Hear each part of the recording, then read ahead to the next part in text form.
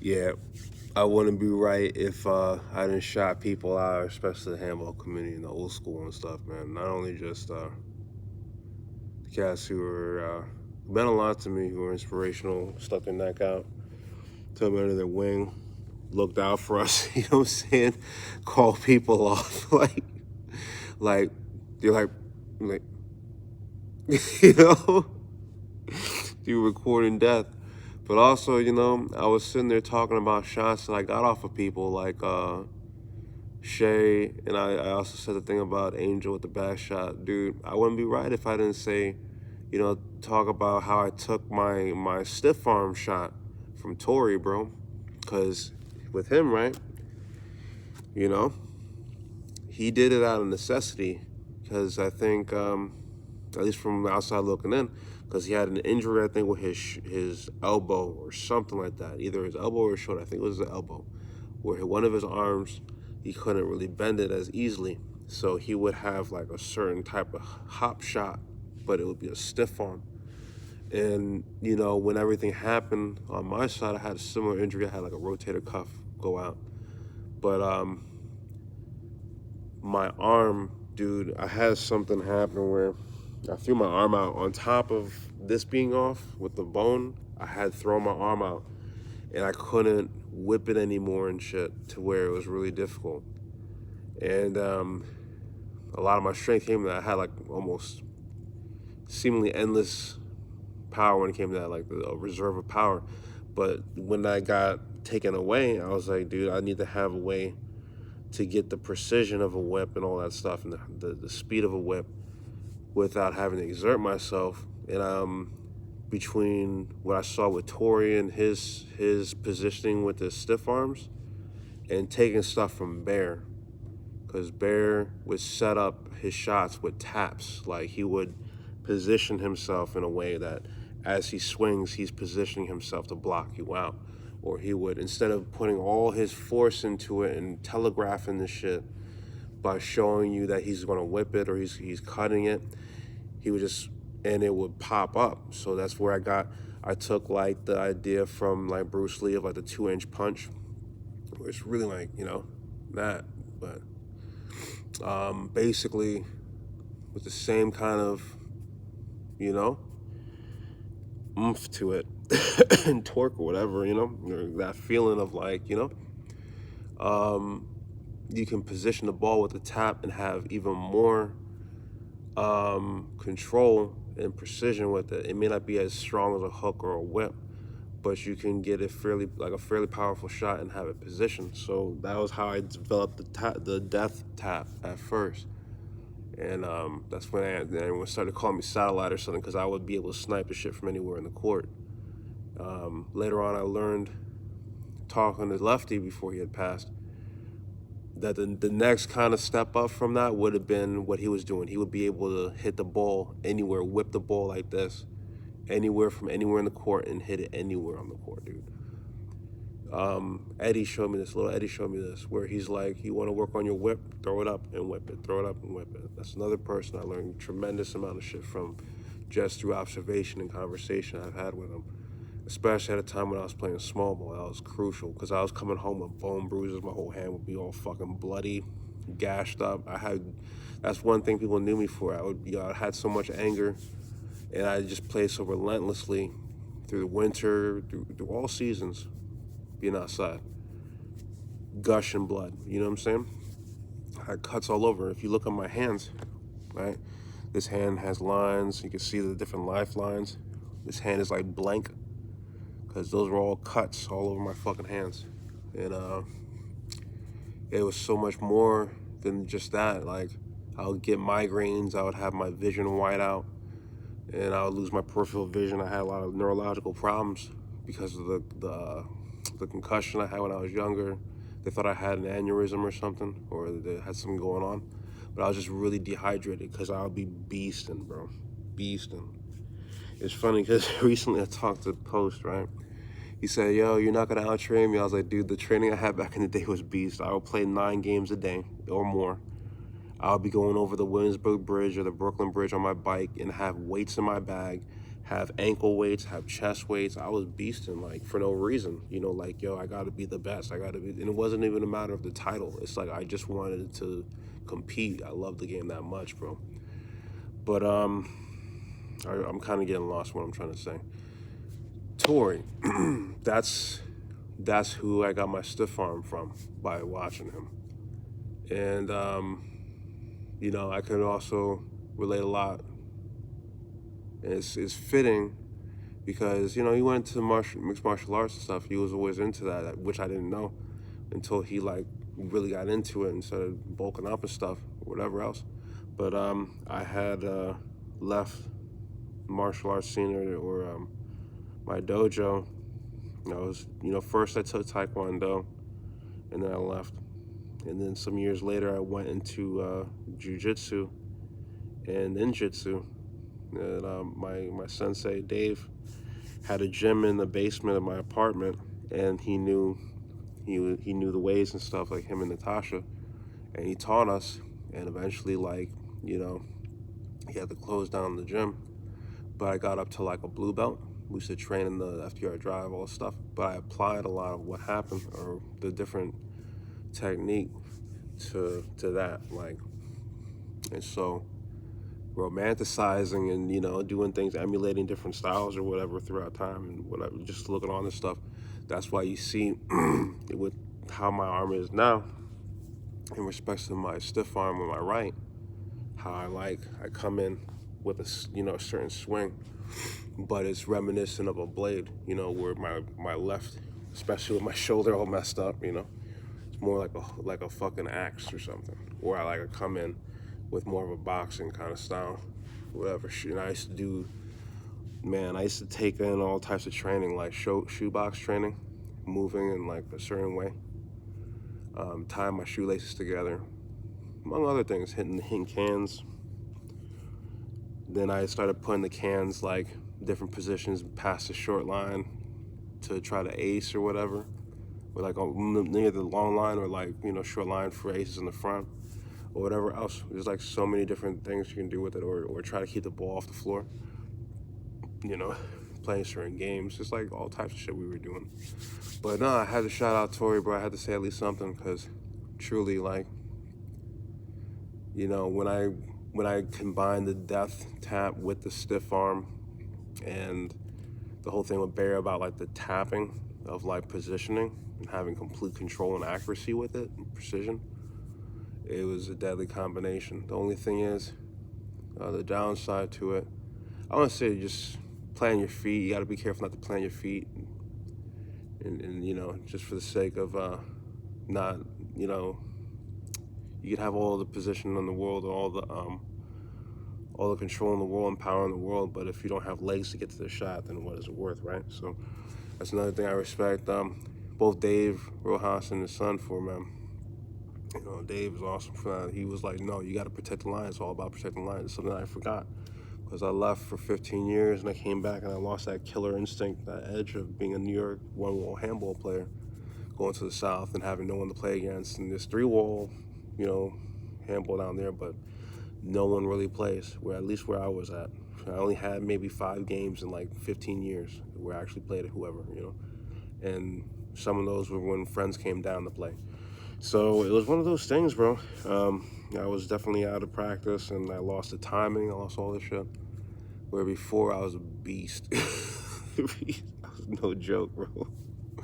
It's no joke. And I had a hair trigger temper, and you know, a rage that was like, yo, once it was triggered, I was like, nah, let's go. I don't go fuck. And I got so mad one time. I lost the game. I'm yelling at everybody about shit or whatever. Or I was yelling at Anthony about something because I felt like he wasn't playing to his potential. You know, I was just bugging. I had all these issues and chips on my shoulder. But I got so mad, I punched the fucking floor. Like, I almost broke my hand punching the floor full force, like onto the ground like that. And I went to Chinatown Fair. I remember this clear as day. My whole hand was swollen up, and I was playing like Pac-Man. And I was like, you know, my knuckles were broken and pushed back. I was like, I didn't even give a fuck, man. I had so much stuff going on. I really did. Couldn't come home. I would go around the city. You know, like I said in the past, I would be like I would have to be at my seat in school at 8 o'clock sharp. I would sell off my homework, sell my lunch, double up. By the time I left, I would have like at least $5 to $10. I would use that to play handball. I'll keep playing until I had a good amount of money.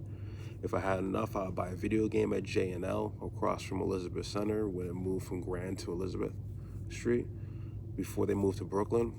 And then if I didn't have enough money, or if I had money after buying the video games, I'll go to Chinatown Fair and blow everything, there and just play games and hang out and stuff. Then when the place closed, after we were sitting there smoking in Columbus Park and all that, I would eventually get on my bike and I would travel all the way through Battery Park City, or Battery Park, and the West Side Highway, and I would go all the way to the Intrepid and come back and then be home. Because again, my situation was like next level, it was hostile, it was crazy. So that's what I did every day. And I got really, really proficient on stuff and really good at everything. Plus I was playing on a team, playing small ball and handball. Back in the day, Satish was like the dude to beat, he was that #1 spot in terms of small ball. Really awesome cat. Back then, it was like West 4th, Coney Island, and Brighton Beach were like the top courts.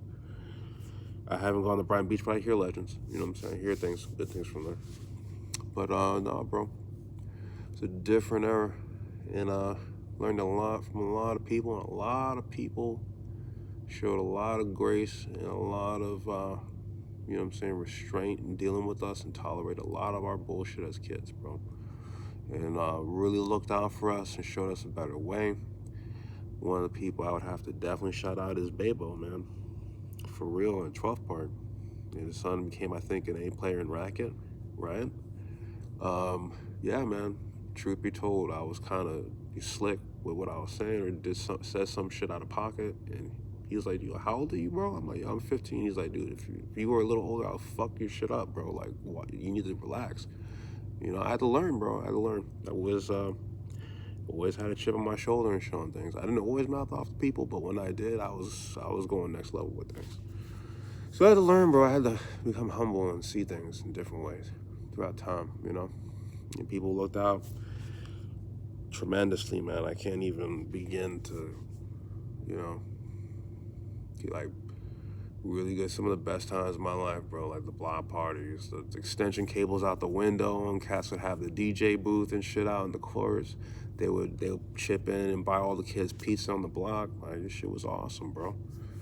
Running through the sprinklers, Piragua, man, with the ices and shit, or the fucking Mr. Softy and shit. Like, yo, it was awesome. Being a kid in New York back then was awesome. It was dangerous. It was gritty as fuck, but it was dope. Really, really awesome. But no, all the other shots that I had gained, oh, dude, I wouldn't be right. See, the more I think about it, the more I gotta give credit, and credit's due. This is why I shot it out high. We only beat Andy in high literally one time in our entire lifetimes. The main, the only people that were like, we never really beat like that. But this dude had a certain cross court. Those who know high know this, where he would tuck his shit. Most people would be like the long arm and then go like this. He would be like this.